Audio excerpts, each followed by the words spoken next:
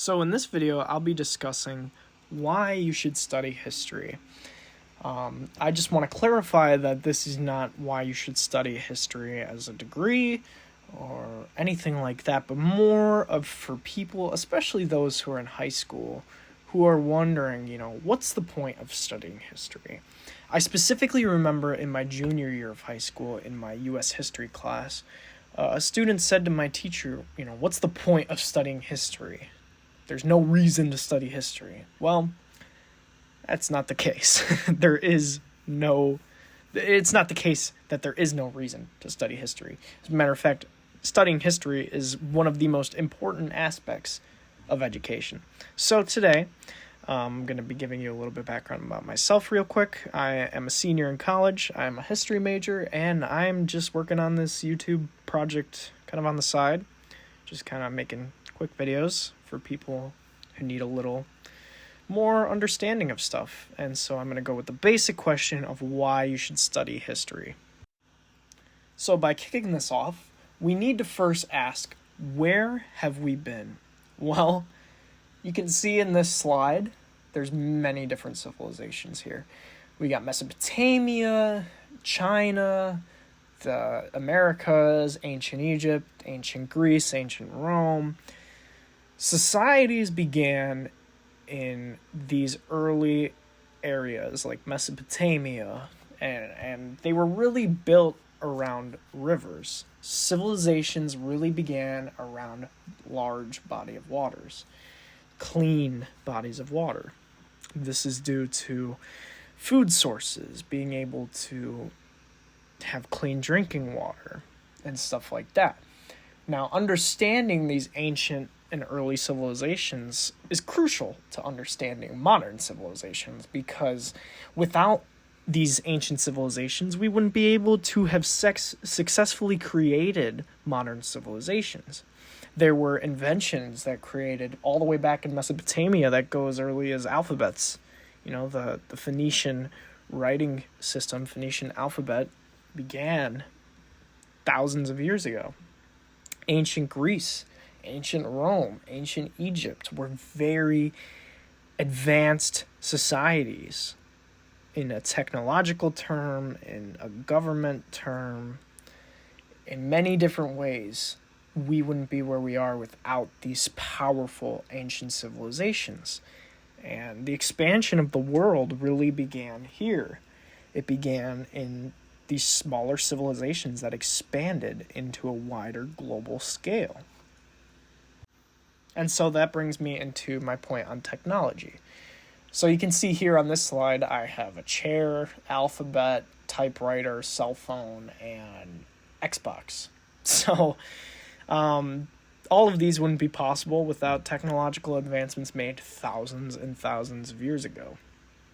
Chairs are technology, which to many people, they don't look at the chair they're sitting on and think, wow, this is a great technological innovation. But thousands of years ago, chairs didn't exist. They weren't comfortable.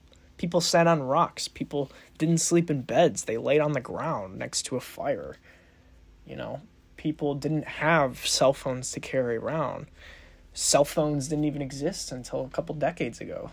Typewriters were a stepping stone towards computers. And computers wouldn't exist without the advancement of war technology. And without that, video games wouldn't exist. Cell phones wouldn't exist.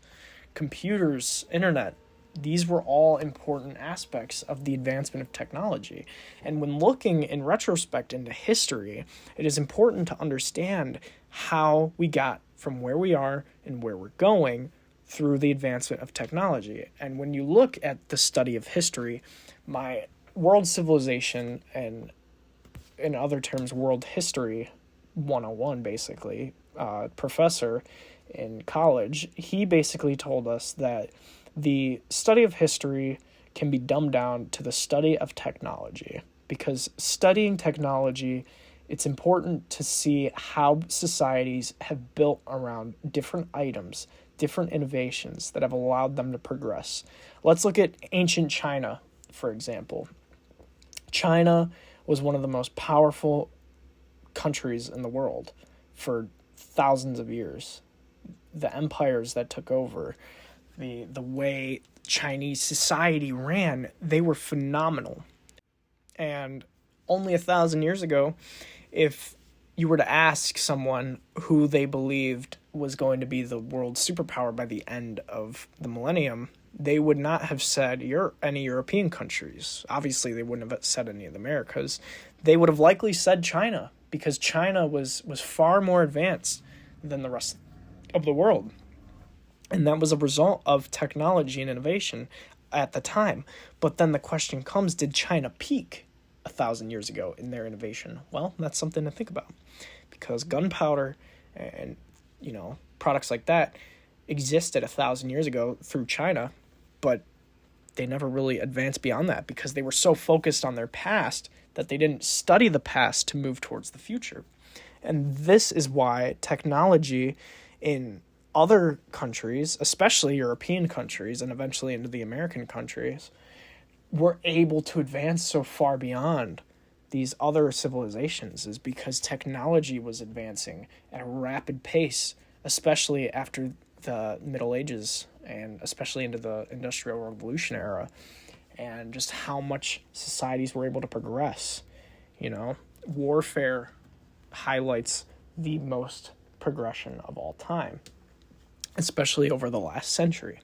So it's important to think about technology when you're thinking about the study of history. Now, when you look at political systems have changed dramatically over time. Gone are the days of monarchies. We don't look at the British crown as the ruler of most of the world. Queen Elizabeth has very little impact on British society. She's more of a cultural figure, or a traditional figure.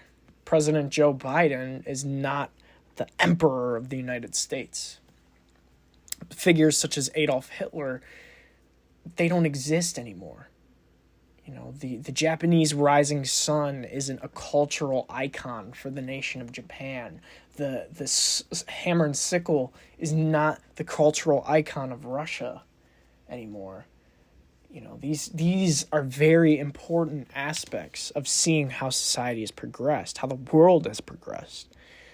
We've moved beyond this. Many countries have moved beyond this. Not all countries. Some countries are very much stuck in the past, and others have moved forward into the future. And a good example of that is the United States, who were one of the founders of the advancement of political systems.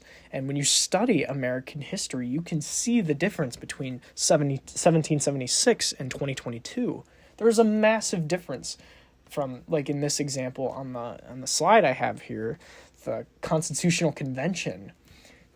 Look at the way they're dressed. Look at the lighting. Look at the chandelier at the top of this painting. Nobody dresses like that anymore. If this were Congress today, they'd all be wearing suits. There'd be a bunch of LED lights in the ceiling. People would have computers in front of them rather than calligraphy. The chairs they sit in are vastly different. That goes back to my point about technology earlier. Things advance. People advance. Society advances. And that's because of the study of history. The reason that a Nazi regime doesn't exist anymore is because we can look at 1933 to 1945 and say that is horrible. This should never happen again. The Imperial Japanese rising sun, we look at that flag and it's dishonored. People in Japan don't look at the rising sun and they don't think of honor. They think of a mistake in their history. The hammer and sickle has fallen so far than it was half a century ago. So it's important to think about these. And now you got to question, how will they look at the United States flag in a couple centuries? Will it hold the same values? Will people look at the U.S. stars and stripes and think freedom, think liberty? Or will they think of dishonor, lies, a fallen empire in a way? So it's interesting to think about that. Now, this is a quote from one of my favorite, if not my favorite fictional character of all time, Walter White, from the amazing TV show Breaking Bad. He says, "Chemistry is the study of matter. but I prefer to see it as the study of change. Electrons, they change their energy levels. Molecules change their bonds. Elements, they combine and change into compounds. Well, that all of life, right? I mean, it's just the constant. It's the cycle. It's solution, dissolution, just over and over and over. It is growth, then decay, then transformation. It is fascinating, really.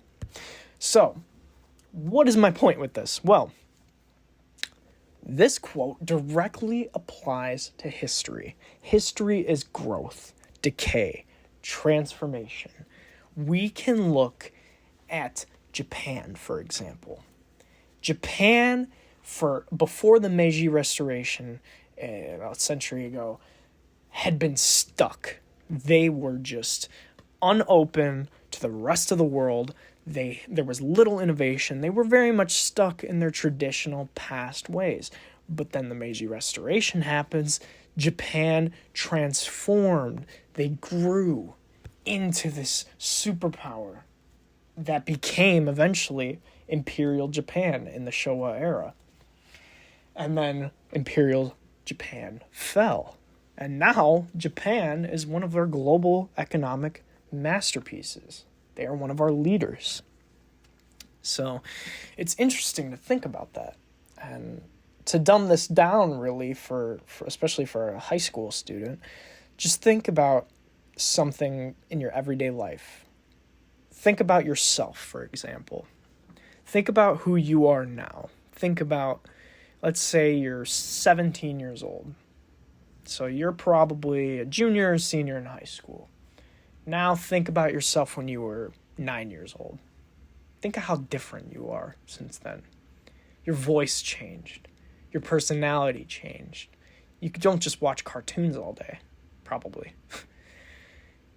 Maybe you play sports way more than you used to, or you play video games way more than you used to. You read books way more than you used to. You hang out with friends way more than you used to. Because you're not that person anymore. You're not who you are when you were 9 years old. And the same applies for history.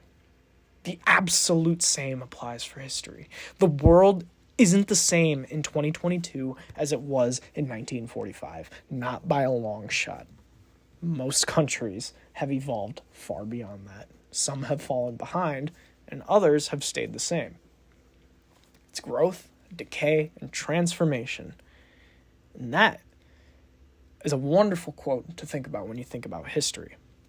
History is the study of where we've been, where we are, and where we might go. Where are we going? So that leads into my final slide. Where are we going? Well, like I said, the world is very different than it was 100 years ago. Look at this slide. Now, most of these are American, except for China on the bottom left and Dubai on the bottom right. Most of these are American, pretty much all these. But really think about how the United States is a superpower today. China is also a superpower, but I'm not going to talk about China too much. But the moon, you look at the moon, you think about 1960s, JFK, we choose to go to the moon. Think about how much it took to get to the moon. But then think about 100 years prior, machine guns didn't even exist. 100 years later, man is on the moon. And then 100 years after going to the moon, we still don't know where we'll be. SpaceX exists today. And, they're trying to go to Mars.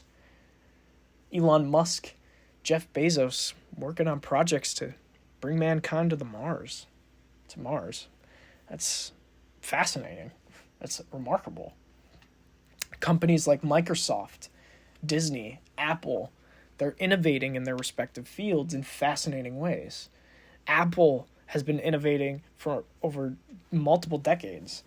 The iPhone, the iPad, the MacBook, Microsoft, Windows, Xbox, Microsoft Office. Disney is one of the most influential, if not the most influential, media groups of all time. Think about Star Wars. Think about Marvel.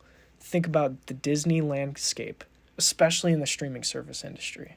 Think about how impactful those have been on the film industry. But then we think back 100 years ago, none of these, no image on this screen would be the same 100 years ago. 100 years ago, we were just entering the Roaring 20s. It was, 1922? 100 years ago, the Roaring 20s in America was kicking off. It was very different world. Very different.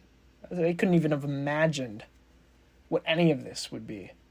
Cars were very different 100 years ago, and now we're making electric cars. It's remarkable. Amazon, you can get same-day delivery with packages. Disney Plus, you can stream movies right at your fingertips. Coca-Cola, one of the most impactful American brands for a century, now stronger than ever. Computers, technology, everything has changed over time. So, this all connects to history. Think about where we've been. Think about why things have become the way they are. Personally, I think that's a lot to ask. It's a lot to ask, especially if you're in high school, to think about how we got to where we are. But when you break it down, even by going back 50 years, you can see remarkable changes in certain countries. Japan, America, China, all these countries have changed in different ways. For better or worse, they're very different. European countries, Germany, especially Germany, is very different than it was 50 years ago. West Germany and East Germany, they don't exist anymore. It's just Germany. The United States, we're talking about going to Mars. 50 years ago, they had just gotten on the moon. 50 years ago, they couldn't have imagined watching a movie at the homestead. Star Wars didn't even exist 50 years ago. And now we're talking about franchises with different movies and TV shows. It's remarkable. And all of these aspects apply to history. So I'm just asking you, any of you, to just think about it. Think about everything. This is why history is important, because let's go back to the beginning. Look at the pyramids. Look at Greece. Look at Rome. Look at how different that world looks. I mean, the pyramids still exist today, but just think about how different society was thousands of years ago. Think about how technology has advanced over thousands of years. Think about alphabets, how they're different, how we don't use pictograms anymore. We use letters. We use a sophisticated alphabet in every culture. And look at that. Look at the letters on the typewriter or the Xbox controller. Those wouldn't exist the way they do without the innovation through alphabets and writing systems. Think about how political systems have evolved over centuries, over decades. Think about how different countries used to be operated, how we don't serve a king. Very little countries have dictators in the way they do, especially compared to how they used to. Think about growth and decay and transformation. Think about how we've evolved as mankind through the advancement of war, technology, understanding of society. Think about where we're going next. Just think about it.